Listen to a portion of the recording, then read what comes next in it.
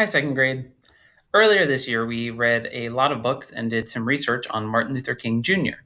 I found this book called Riding to Washington, and it has a different kind of perspective on the March on Washington and Martin Luther King's I Have a Dream speech. I thought it was a really cool book, so I'm going to share it with you today. So it's called Riding to Washington, and it's by Gwenyth Swain and illustrated by David Geister. I'm reading it with permission from Sleeping Bear Press and Cherry Lake Publishing. Riding to Washington.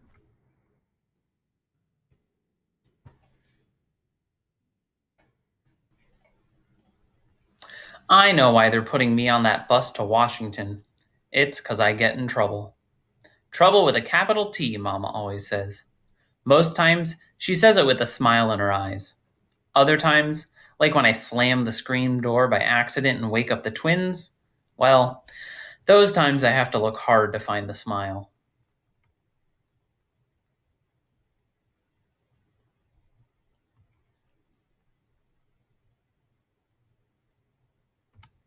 Daddy doesn't want me to go with him on that bus to Washington, but it sounds like I'm going anyhow. A whole lot of people are going to hear Dr. King speak, he told Mama one night late when he thought I was sleeping. I don't like the idea of taking Janie. She's a Spitfire. You know what Spitfire means? I think it must mean I spit fire. Guess that's Daddy's way of saying I'm trouble. Honey, Mama told Daddy, that girl makes more mischief than I can bear, what with the twins teething. So that's how I ended up riding to Washington, hundreds of miles from home. I knew why I was going, but I wasn't so sure why Daddy was. We don't have coloreds or black folks living in our part of Indianapolis. I don't see many at all except on TV. Blacks on TV mostly live in the South. They get sprayed at with fire hoses and nipped at by police dogs. But Daddy knows a whole lot of coloreds here from work. I think that's why Daddy's going to Washington to hear Dr. Martin Luther King speak. Because he thinks we should all work together. But Daddy just says, we'll see history, Janie. History. I study history at school, and believe you me, it's not exciting. Neither was leaving Indianapolis.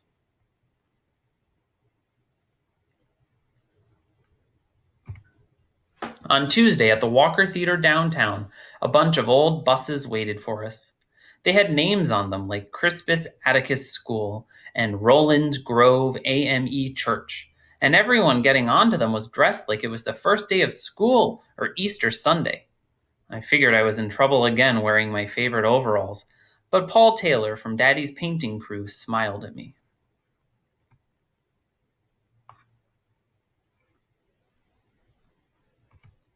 Nice to meet you, said his wife.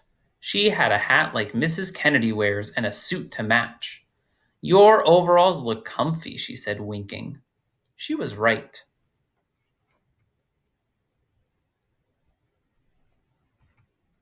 There were old people mixed with young people, preachers mixed with farmers, and me and Daddy and just a few other whites mixed in with a whole bunch of coloreds, more than I'd ever seen in one place. I was glad when it was finally time to get on the bus. I pressed close to Daddy, even in the heat.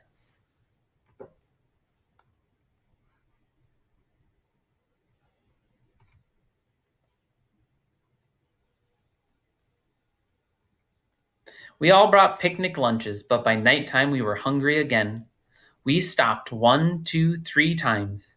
Each time, Paul Taylor and the driver went inside a restaurant, and each time they came back, shaking their heads.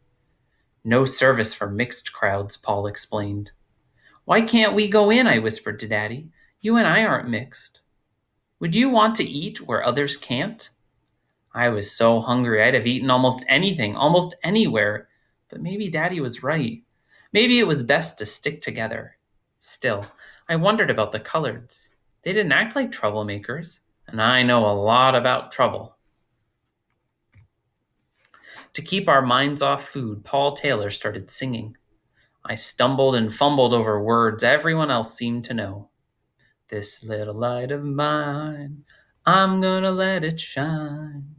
This little light of mine, I'm gonna let it shine.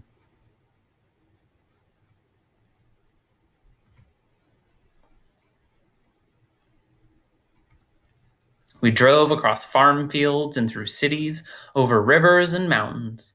The roll of the wheels put me to sleep until we lurched to a stop. We were at a gas station.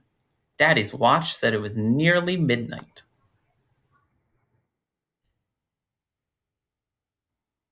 Mrs. Taylor walked to the front to ask the driver a question. I only heard his answer. No, ma'am, he told her, I can't let you off here. She stared at the sign over the restroom door. No coloreds, it read. She sniffed in disgust. I'm going, she said. Her voice made me rise to my feet. Suddenly, I needed to go too. Sir, I told the driver, I got to go. You could be getting yourself into trouble, young lady, the driver warned.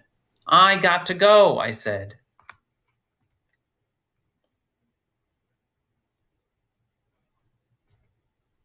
Mrs. Taylor and I walked arm in arm into the station where a skinny boy, not much older than me, was trying to stay awake behind a counter.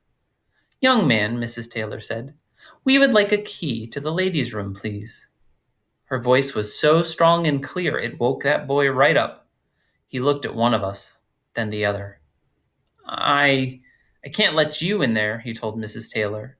Her arm stiffened in mine. Yes, you can, I said. They both looked down at me, startled.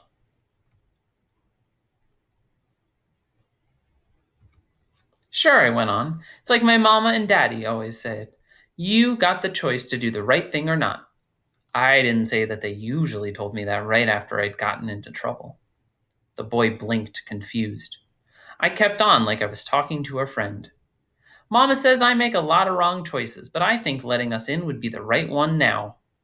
The boy's cheeks flushed red. He coughed, then he looked the other way and shoved the key across the counter like he'd mislaid it, right in plain sight.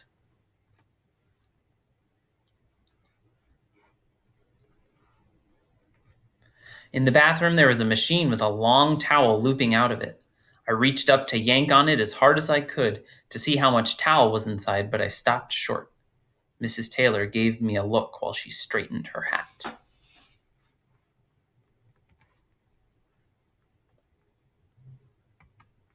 When we took the key back, our thank yous overlapped. The boy tried to look busy. He didn't have a "you're welcome" to spare for us. Mr. Taylor was singing as we pulled back onto the road.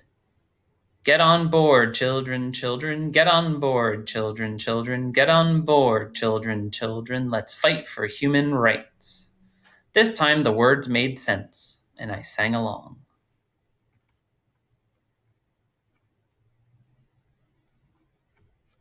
It was just getting light when we finally parked in a field. Never in my life had I seen so many buses. It was like the biggest basketball tourney you could imagine, only we were all rooting for the same team. Morning, Mrs. Taylor called to me as we left the bus. Fine weather, Daddy said to no one in particular. None of us looked like we'd been riding on a bus for a day and a night. We all looked as if we'd just woken up to a day we'd been dreaming about. Anybody remember what that building's called? It's the Washington Monument. Later, when Dr. King was speaking, we all stood together in a group. We were miles away from the podium, but would you believe it? I was sure he was looking right at me. Anybody remember this building? It's the Lincoln Memorial, with all the people there listening. Dr. King's speech sounded fine. The way he said it was just like music. But I wondered to myself, why is he telling me about his dream? What's it got to do with me? Then I felt a hand resting soft on my shoulder. Mrs. Taylor gazed at me, tears streaming down her face. And that's when I knew it, that the dream belonged not just to Dr. King and Mrs. Taylor and her husband, but to me and Daddy, and maybe even to that boy at the gas station, too.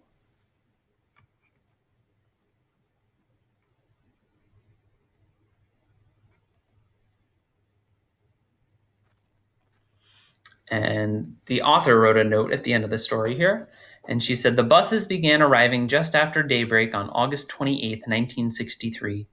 They parked in long lines, bumper nudging bumper, windows cracked open to let in a breeze.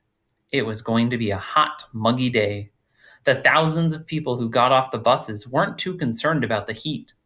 Even though many hadn't slept much the night before, they weren't especially tired. The way my father remembers it, the mood was festive, and, quote, there was a feeling of peace. My father and grandfather, both white men from South Central Indiana, rode the bus to Washington to hear Dr. Martin Luther King Jr. and others speak on that August day.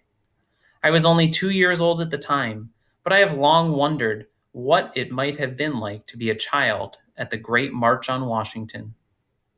In the history books, the March on Washington is best remembered for Martin Luther King Jr.'s historic I Have a Dream speech. But those who arrived by bus had already made history before King stood before the crowd of over 200,000 at the Lincoln Memorial. The moment they boarded buses in Indianapolis, Memphis, Chicago, and other cities across the country, these people, black and white, Christian, Muslim, and Jew, had begun to realize a dream of coming together in peace. And on that morning in Washington, D.C., they and their dream arrived.